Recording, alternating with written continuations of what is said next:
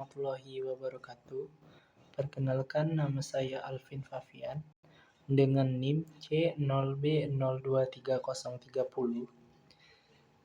Saya berasal dari Prodi Manajemen Pemasaran, Fakultas Ekonomi dan Bisnis. Saya akan mengerjakan tugas studi kelayakan bisnis. Baik.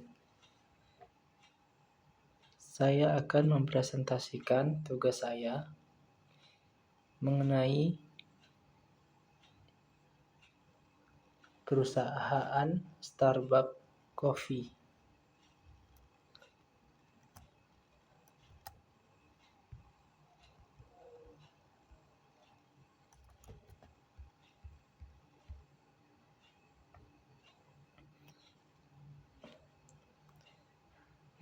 Masuk ke dalam materi, analisis risiko Starbucks.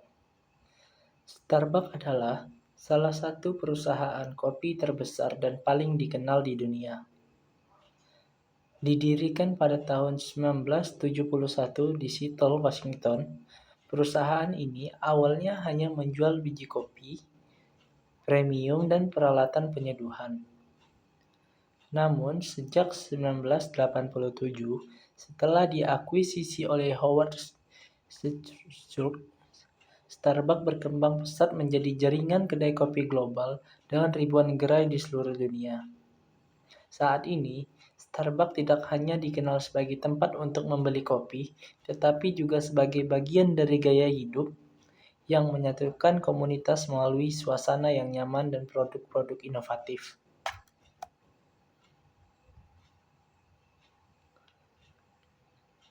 Masuk ke materi identifikasi risiko Starbucks. Yang pertama ada risiko pasar.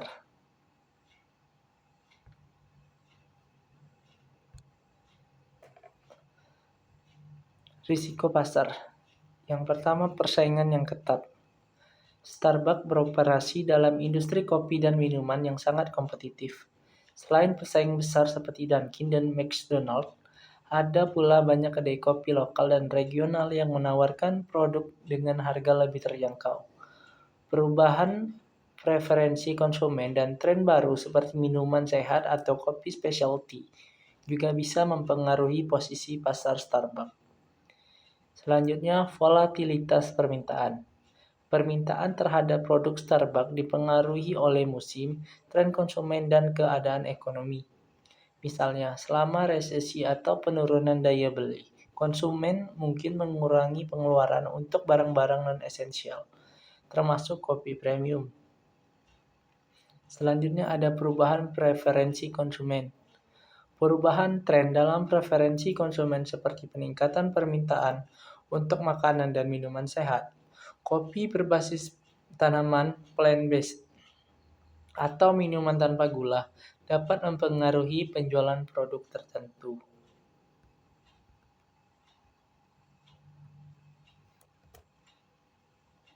Yang kedua ada risiko operasional.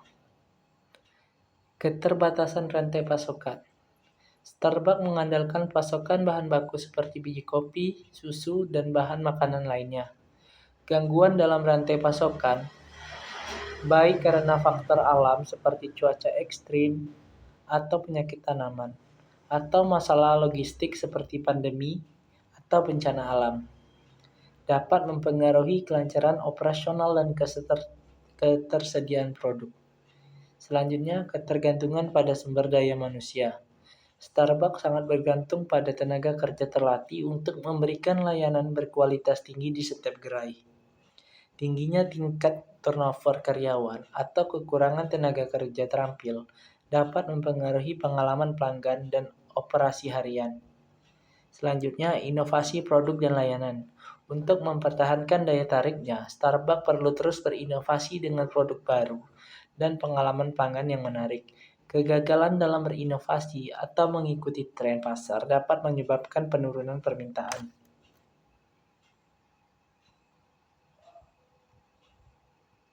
Selanjutnya, risiko keuangan. Fluktuasi kurs mata uang. Starbucks beroperasi di banyak negara sehingga Perubahan nilai tukar mata uang dapat mempengaruhi pendapatan dan biaya yang berasal dari pasar internasional. Ketergantungan pada mata uang asing bisa menambah ketidakpastian dalam laporan keuangan perusahaan. Selanjutnya, biaya bahan baku dan logistik. Kenaikan harga bahan baku utama seperti biji kopi atau bahan makanan lainnya dapat menambah biaya operasional yang mungkin tidak dapat sepenuhnya diteruskan ke konsumen tanpa mengurangi daya saing harga. Selanjutnya, risiko pembiayaan dan utang. Starbucks dapat menghadapi risiko terkait pengelolaan utang, terutama jika perusahaan memiliki kewajiban finansial yang besar. Perubahan tingkat bunga atau kondisi pasar modal yang tidak menguntungkan dapat mempengaruhi likuiditas dan kemampuan membayar utang.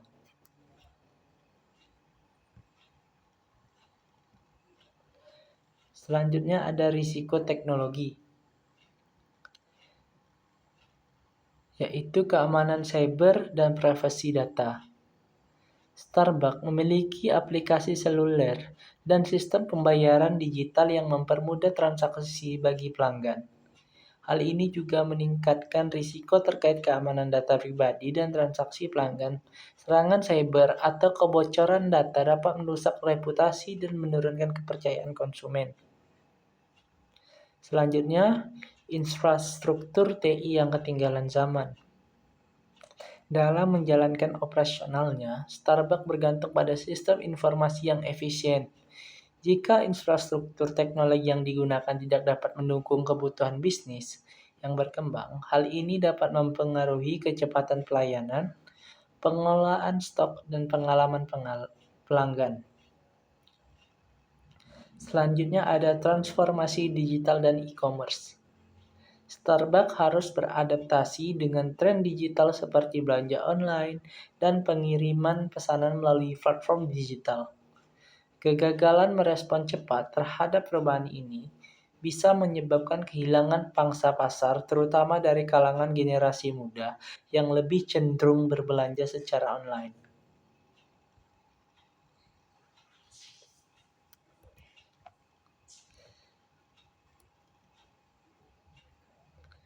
Selanjutnya, risiko hukum dan regulasi. Perubahan regulasi pajak dan perdagangan. Starbucks beroperasi di banyak negara dengan berbagai regulasi pajak dan kebijakan perdagangan yang berbeda. Perubahan kebijakan seperti tarif impor atau pajak baru dapat mempengaruhi biaya operasional dan harga produk. Selanjutnya ada regulasi kesehatan dan keamanan makanan. Sebagai perusahaan yang bergerak di bidang industri, makanan dan minuman, Starbucks harus mematuhi berbagai peraturan terkait kesehatan dan keselamatan produk. Kegagalan dalam memenuhi standar regulasi ini dapat mengakibatkan denda, penutupan gerai, atau kerusakan reputasi. Selanjutnya, tuntutan hukum. Starbucks juga dapat menghadapi tuntutan hukum, baik terkait hak karyawan, pelanggaran hak cipta atau merek dagang, atau masalah hukum terkait produk dan layanan. Hal ini dapat menimbulkan biaya hukum yang signifikan dan mempengaruhi citra perusahaan.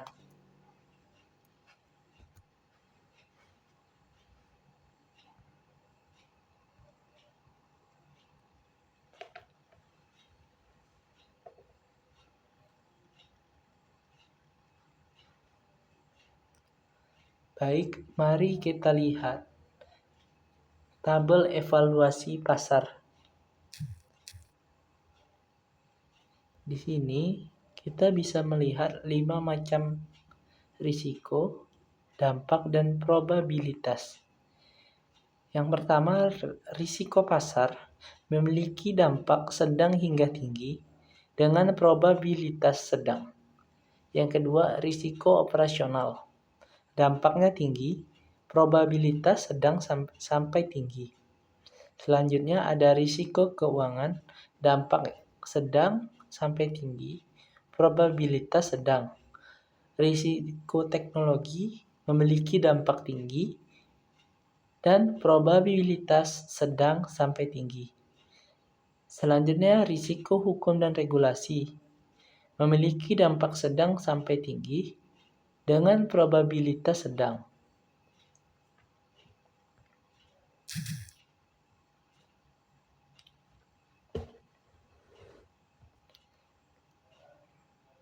Baik, masuk ke materi selanjutnya. Pengelolaan risiko Starbucks. Berikut ini adalah pendekatan yang digunakan Starbucks untuk mengelola risiko yang telah diidentifikasi. Yang pertama, mitigasi risiko.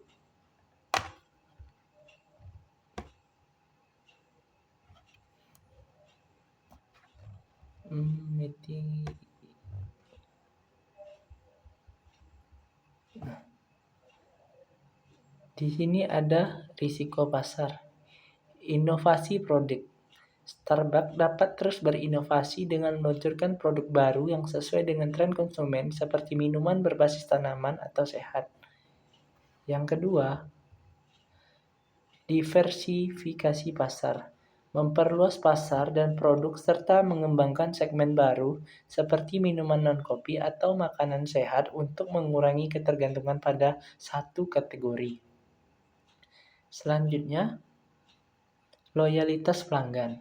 Meningkatkan program loyalitas untuk mempertahankan pelanggan tetap dan menarik pelanggan baru.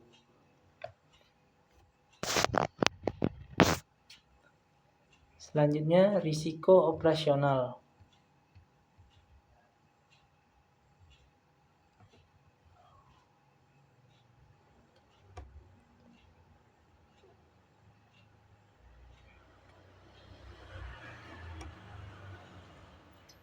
Risiko operasional. Diversifikasi rantai pasokan. Mengembangkan hubungan dengan beberapa pemasok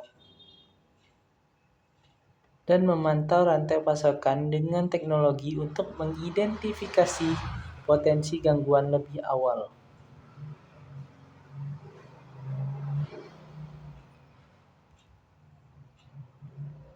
Selanjutnya, pelatihan karyawan.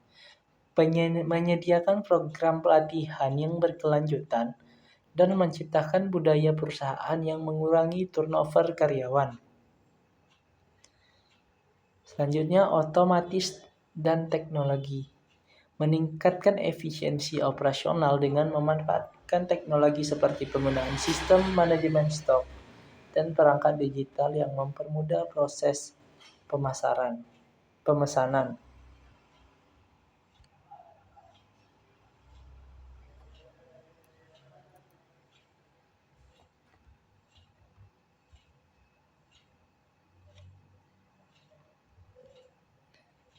Selanjutnya, risiko keuangan.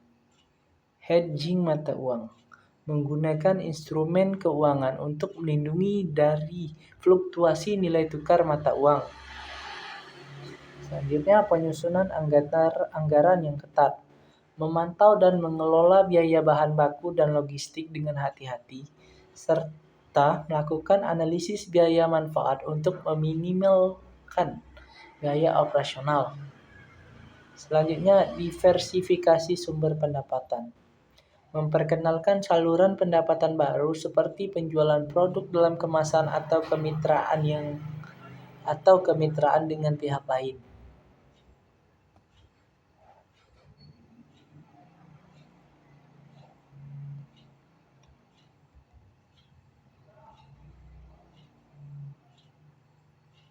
Selanjutnya, risiko teknologi. Di sini ada keamanan cyber.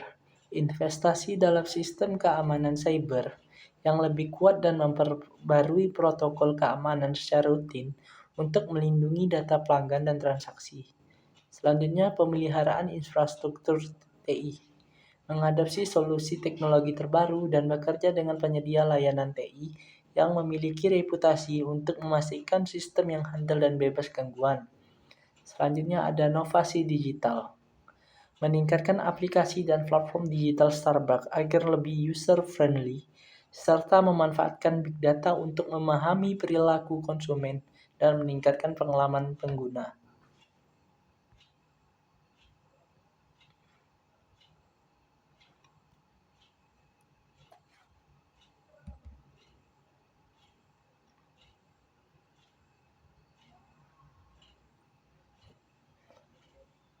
Selanjutnya, risiko hukum dan regulasi. Di sini ada kepatuhan regulasi. Memastikan kepatuhan terhadap peraturan yang berlaku di setiap negara setempat Starbucks beroperasi, termasuk peraturan pajak, kesehatan, dan keamanan makanan. Selanjutnya ada manajemen reputasi. Membangun hubungan yang baik dengan pihak berwenang dan menjaga komunikasi yang jelas dengan pelanggan mengenai kebijakan kesehatan dan keselamatan. Selanjutnya audit hukum berkala. Mengadakan audit internal dan eksternal untuk memastikan kepatuhan terhadap peraturan dan mengidentifikasi potensi masalah hukum sebelum menjadi krisis.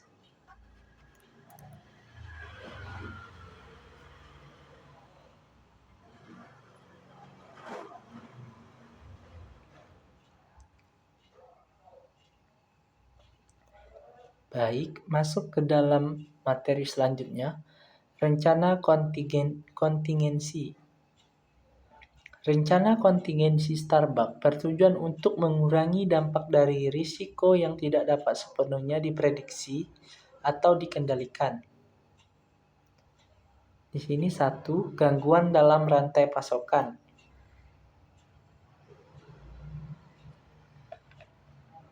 Di sini ada alternatif pemasok. Menjaga hubungan dengan pemasok alternatif untuk bahan baku penting seperti biji kopi dan menyimpan cadangan stok untuk menghindari kekurangan. Selanjutnya, sistem pemantauan.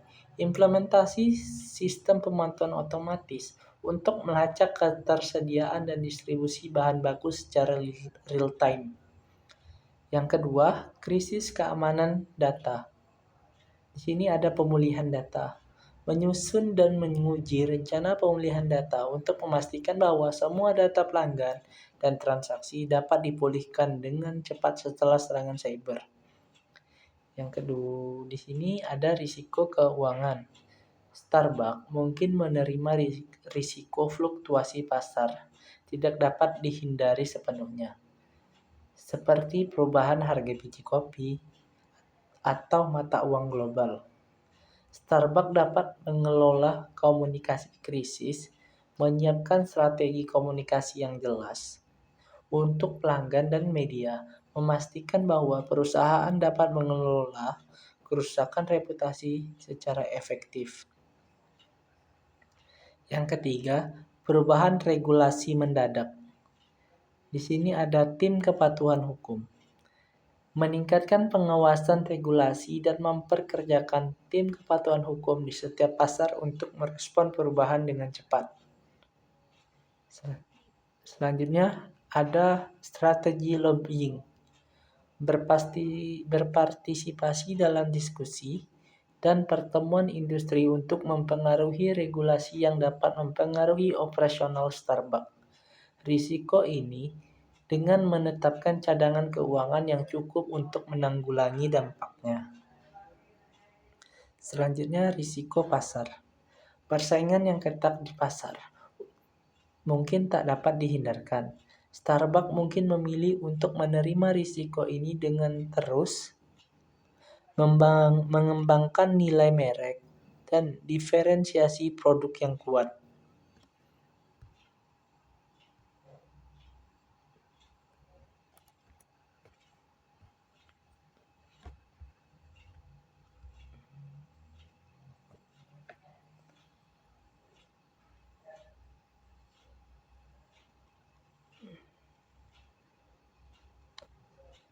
Masuk ke materi selanjutnya, pengelolaan risiko Starbucks.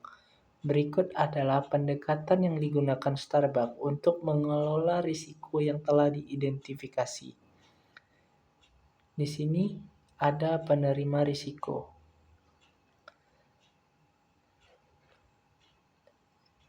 Di sini ada risiko keuangan. Starbucks mungkin menerima risiko fluktuasi pasar yang tidak dapat dihindari sepenuhnya, seperti perubahan harga biji kopi atau mata uang global. Starbucks dapat mengelola risiko ini dengan menetapkan cadangan keuangan yang cukup untuk menanggulangi dampaknya. Selanjutnya ada risiko pasar. persaingan yang ketat di pasar mungkin tak terhindarkan. Starbucks mungkin memilih untuk menerima risiko ini dengan terus mengembangkan nilai merek dan diferensiasi produk yang kuat.